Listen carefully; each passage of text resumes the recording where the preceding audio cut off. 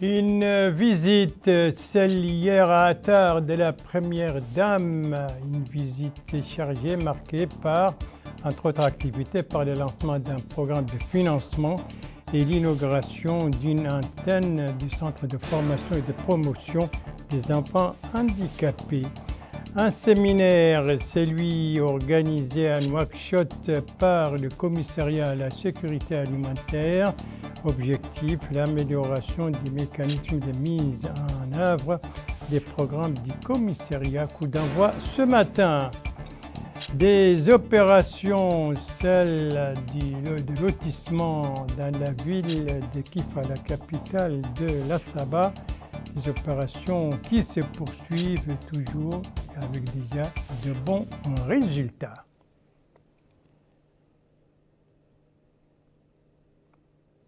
Voilà, c'était donc là les principaux titres du journal et c'est parti. Madame, mademoiselle, monsieur, bonsoir et bienvenue à votre 21h30 de ce samedi 3 février 2024. Retour encore ce soir sur la visite effectuée hier à Attar, la capitale de l'Adrar, par la première dame, Madame Dr Mariam Bardel Da. Une visite d'une journée mais bien chargée, marquée par le lancement d'un programme de financement pour des projets liés à la sécurité alimentaire locale, mais aussi le lancement d'une foire féminine agricole. Sur ces deux lancements, donc celle de la foire et celle de ce programme par la Première Dame, compte rendu de notre correspondant permanent là-bas, Alvara Cheibani, compte rendu travaillé en français par Abdoulaye Debeba. 326 coopératives agricoles bénéficient de ce financement d'un montant de 100 millions €. La première dame, Mariam Vadel Mintda, a supervisé ce projet appuyant la sécurité alimentaire, c'est en présence du ministre de l'Agriculture, de la ministre de l'Action sociale, de l'Enfance et de la Famille, du commissaire à la sécurité alimentaire, du Wali de l'Adrar, entre autres. Ce programme est réparti au niveau de 11 communes de la wilaya d'Adrar. L'objectif est de renforcer les capacités des populations locales à faire face aux changements climatiques et promouvoir l'autonomisation économique des femmes mauritaniennes. La ministre de l'Action sociale, de l'Enfance et de la Famille, Savia Mintaha, a souligné que l'inclusion sociale, l'autonomisation des femmes ainsi que la protection et le bien-être de l'enfant occupent des places prépondérantes dans le programme et engagements du président de la République. Elle a en outre indiqué que le département de l'action sociale, de l'enfance et de la famille alloue des financements au groupement féminin de l'ordre de 66 millions € dans le cadre du programme d'autonomisation économique des femmes du pays. Le maire de la commune d'Attar, Mohamed Oulbrahim, a pour sa part, au nom des habitants de la ville d'Attar, exprimer ses remerciements à l'endroit de la Première Dame pour ses projets de développement qui vont, dit-il, bénéficier aux femmes de cette wilaya. Le directeur des études et de la formation au ministère de l'Action sociale, de l'Enfance et de la Famille, Saleh Zreib, a expliqué le mécanisme de fonctionnement de ces subventions. La Première Dame a, après les allocutions, visité cette exposition qui a été mise en place dans le cadre de cet événement. Il s'agit d'exposition de coopératives féminines actives dans la production de produits agricoles, particulièrement de légumes. Cet événement a à la fin été marqué par la prestation d'artistes locaux qui ont mis en exergue l'importance de la sécurité alimentaire, c'est à travers le folklore du terroir. Une foire féminine donc agricole qui a été lancée hier à Attar par la Première Dame, qui avait lancé auparavant ce programme de financement d'une enveloppe de 100 millions d'anciennes ouguiya au profit donc des groupements féminins de la wilaya de l'Adrar. Et c'est un programme pour des projets liés à la sécurité alimentaire locale. D'autres activités de la Première Dame durant donc la journée d'hier à Attar. Il y a eu une visite puis une inauguration. Sur ces deux activités de la Première Dame, des précisions avec notre correspondante permanente là-bas, Marjoub Souidi, compte rendu revu en français par Aminata Khan. La première dame, Mariam Vadelda, a supervisé l'inauguration d'une antenne du Centre de formation et de promotion sociale pour les enfants handicapés. Elle était accompagnée du wali de l'Adrar, Abdallahi Ould Mohamed Mahmoud. La nouvelle structure dispensera des services d'éducation et de formation à 58 enfants sourds, aveugles et atteints d'autisme et de trisomie 21. L'inauguration est intervenue en réponse aux besoins éducatifs des enfants handicapés de la wilaya de l'Adrar qui se sont manifestés lors des journées de diagnostic récemment organisées par le Centre de formation et de promotion sociale des enfants à mobilité réduite du centre Cheikh Zayed. En marge de sa visite, la première dame a visité l'extension de la branche du Centre de formation pour l'autonomisation des femmes qui comprend l'inauguration d'un atelier de confiserie et d'industrie laitière et l'élargissement de l'atelier de couture pour aider à répondre aux besoins de la wilaya en uniforme scolaire. Ce centre propose 23 espaces de formation pour promouvoir l'autonomisation économique des femmes par la formation professionnelle et les aider à entrer activement dans le marché du travail pour promouvoir et encourager l'entrepreneuriat féminin. Voilà, la journée d'hier était donc bien chargée pour la première dame, Dr Mariam Vadelda à Attar, marquée, je le rappelle, par le lancement d'un programme de financement d'environ 200 millions d'anciennes ouguiyas au profit donc de projets liés à la sécurité alimentaire locale, mais en même temps aussi elle a procédé au lancement de cette foire féminine agricole, et c'est là avant de procéder à l'inauguration d'une antenne du Centre de formation et de promotion des enfants handicapés, suivie d'une visite de l'extension de la branche du Centre de formation dans le cadre de l'autonomisation des femmes. Et toutes ces activités, c'était donc dans la journée d'hier et c'était à Attar. Elle, par contre, c'était aujourd'hui. Elle, c'est l'activité organisée par le commissariat à la sécurité alimentaire. Il s'agit d'un séminaire donc, dont le coup d'envoi a été donné ce matin par la commissaire en personne. Durée de ce séminaire, 2 jours. Alors, qui participe à ce séminaire de 2 jours? Son objectif et sa durée. Élément de réponse avec Aminata Khan. Sont conviés à ce séminaire de 2 jours les staffs du commissariat à la sécurité alimentaire au niveau central et régional.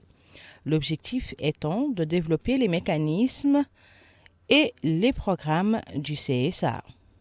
La commissaire a noté à cette occasion que les programmes sociaux qu'exécute le commissariat à la sécurité alimentaire ont connu un développement remarquable et un accroissement durant les dernières années, conformément aux engagements du président de la République, ajoutant que la complexité et la diversité des programmes sociaux exécutés par le CSA exigent l'organisation régulière de telles rencontres dans le but de développer les mécanismes de mise en œuvre des programmes et consolider les acquis pour remédier aux déséquilibres et éviter les erreurs et de bénéficier des expériences, notamment du travail humain abattu sur le terrain. Elle a souligné que la période d'évaluation et de revue donnera un nouvel élan à l'action de la CSA, notamment au cours d'une année qui aura sa propre spécificité sociale. La cérémonie d'ouverture s'est déroulée en présence de la conseillère du Premier ministre chargée de la sécurité alimentaire, Mouta Mint El-Haj, du commissaire adjoint à la sécurité alimentaire, l'imam Boula Abdawa, et des staffs centraux régionaux du CSA. Voilà, c'est améliorer donc les mécanismes de mise en œuvre des programmes du CSA. Tel est l'objectif de ce séminaire organisé par le commissariat à Nouakchott. Coup d'envoi aujourd'hui et duré 2 jours. Et nous restons encore un instant dans le cadre de cette actualité du commissariat à la sécurité alimentaire, mais cette fois sur un autre flanc, sur son flanc de ses interventions au niveau de la wilaya du Tir Zemmour, intervention au profit surtout des couches les plus vulnérables. Compte rendu sur ces interventions de notre correspondant permanent Moutali Sadek, compte rendu revue en français par Yedali Fall. Malgré l'aridité du sol et les conditions climatiques difficiles, Maïmoun et son compagnon se tuent au travail pour atteindre leur objectif. La délégation régionale du commissariat à la sécurité alimentaire leur avait trouvé un soutien. M. Maïmoun déclare avoir reçu 4 tonnes de blé, 4 tonnes de ciment, du fer et du matériel de labourage. Les femmes chefs de foyer avaient également bénéficié du soutien du CSA.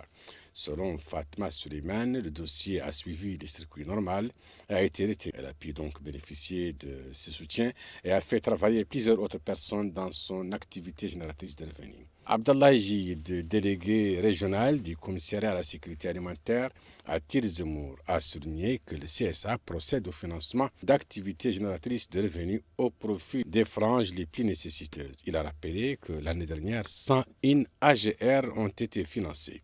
Il a évoqué le soutien aux agriculteurs ou paysans qui ont pu bénéficier des soutiens. Ils ont obtenu des grillages, des râteaux, des pelles et tout ce qui peut leur être utile dans leurs activités. Plusieurs citoyens ont donc pu intégrer la vie active grâce à ces soutiens. Voilà les interventions du CSA donc au profit des populations des couches les plus vulnérables au niveau d'Itiris-Zemour. Nous quittons l'extrême nord du pays pour l'est mauritanien, le Hod Sharqi et précisément la Muqata'a de Timbedra. Une Muqata'a qui vit à l'ère de la campagne de sensibilisation pour se faire inscrire sur les registres des populations. Et c'est dans ce cadre d'ailleurs qu'une mission de l'Agence nationale des registres de la population et des titres sécurisés. Cette mission donc visite actuellement cette Muqata'a. Alors sur les activités de cette mission, des précisions avec notre correspondant Adnan, compte rendu revenu en français par Abdoulaye Demeba. Une mission de l'Agence nationale du registre de la population et des titres sécurisés s'est rendue au marché de Booster, relevant de la Muqata'a de Timbedra, afin de sensibiliser les citoyens pour qu'ils viennent s'inscrire sur les registres des populations et des titres sécurisés avant l'expiration des délais prévus dans ce cadre. Le chef de la mission de l'Agence nationale du registre de la population et des titres sécurisés a affirmé qu'ils sont venus dans le cadre des différentes missions de l'agence dépêchées au niveau de toutes les wilayas du pays. Il a aussi affirmé qu'il compte appeler les résidents à venir s'enregistrer avant la fin de cette opération. Il a aussi souligné que personne n'est exclu dans le cadre de cette initiative, demandant aux résidents de venir afin de figurer sur les registres. Le directeur régional de l'Agence nationale du registre de la population et des titres sécurisés au niveau de la wilaya du Hod Sharqi a pour sa part affirmé que plusieurs délégations ont été dépêchées au sein des différentes communes et localités du pays.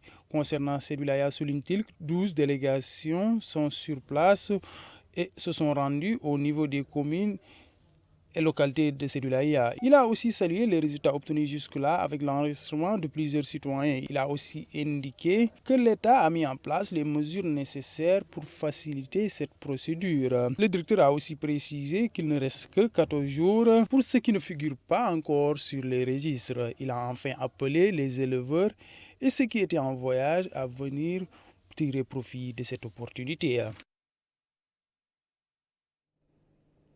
Voilà, Timbedra au Hod Sharqi donc à l'ère de la sensibilisation pour s'inscrire, sur la nécessité de s'inscrire sur les registres de la population. Et d'ailleurs là-bas, une mission de l'Agence nationale chargée justement de cette campagne était sur place dans la Muqata'a du Hod Sharqi. Cette Muqata'a du Hod Sharqi, une campagne qui touche à sa fin.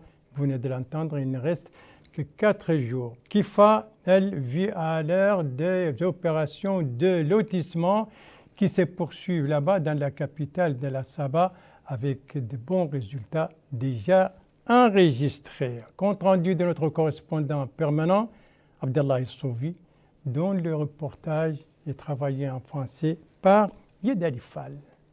Depuis plus de 2 mois, ces engins travaillent tous les jours, du matin au soir, dans le cadre de l'exécution du plan d'urbanisme de la ville de Kifa.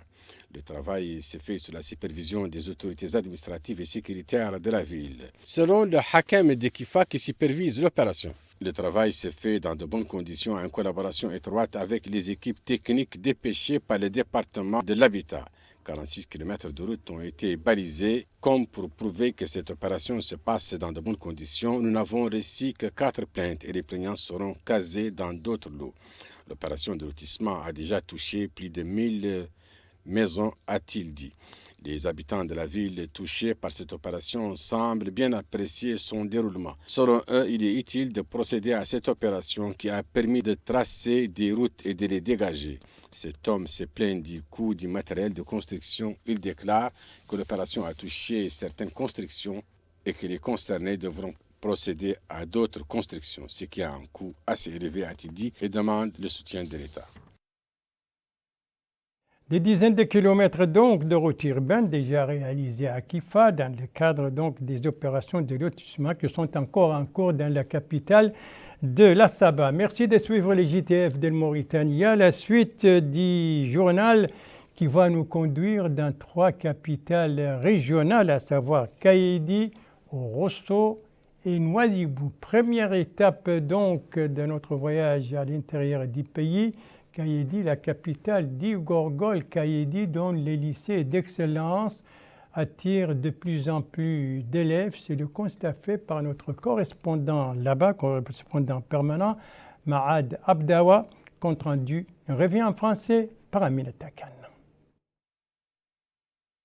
Créé en 2012, le lycée d'excellence de Kaïdi est un établissement public où l'on forme des apprenants qui réussissent haut la main aux concours nationaux. C'est ce que nous confirme ce professeur qui a indiqué que depuis sa création, l'école d'excellence a eu des promotions avec 80% de réussite aux concours nationaux. Elle cite à titre d'exemple l'année 2019-2020, le taux de réussite aux examens nationaux était de 80%.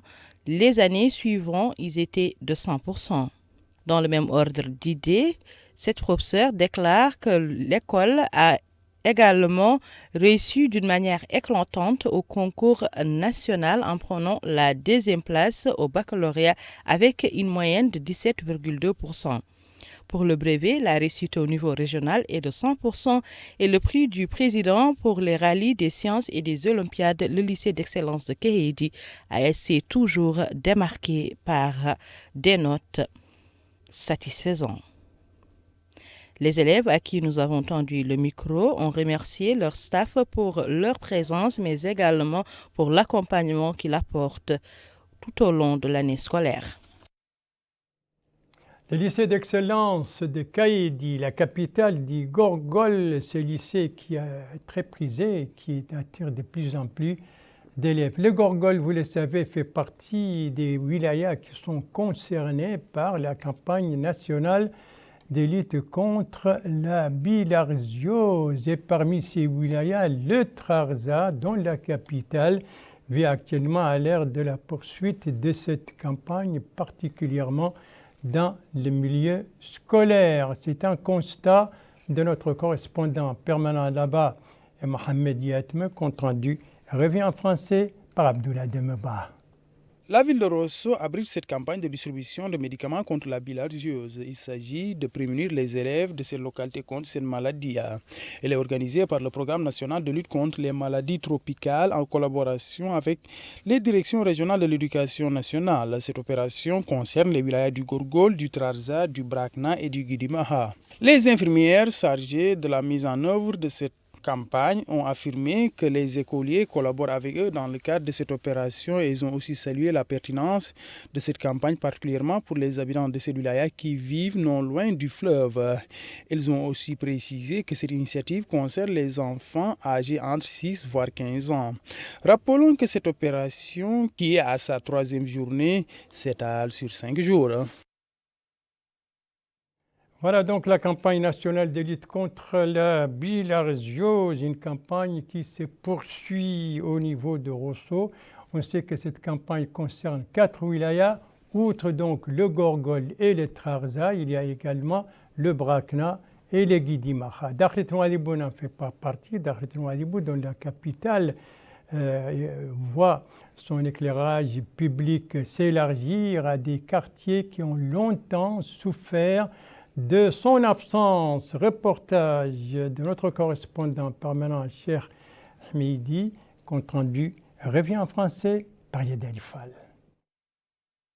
Au cours des dernières années, des quartiers de la capitale économique Nouadhibou ont bénéficié d'un éclairage public. Il s'agit de Corniche, Tarhil et Bagdad, dont les habitants avaient supporté l'îlot obscur de longues années.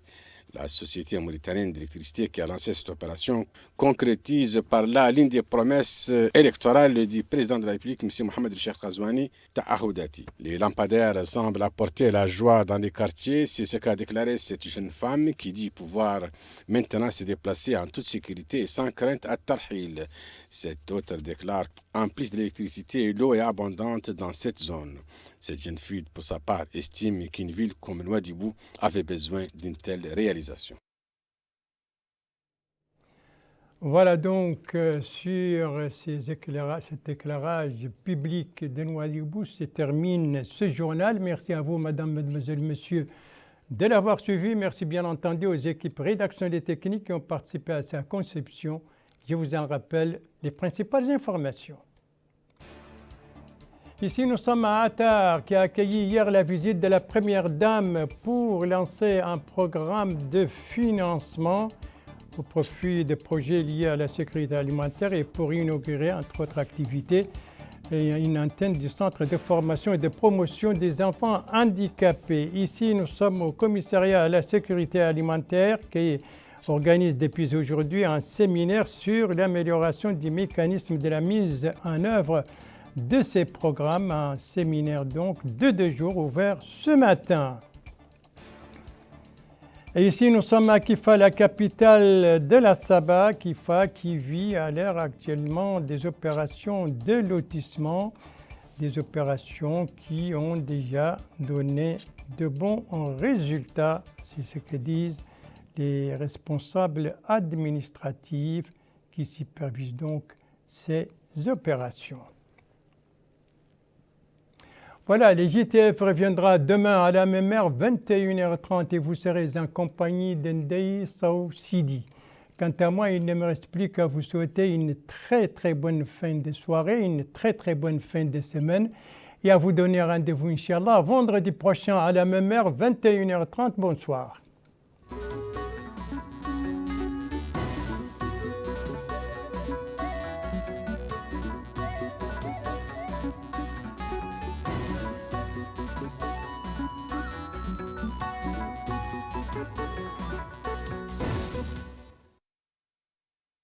أعوذ بالله من الشيطان الرجيم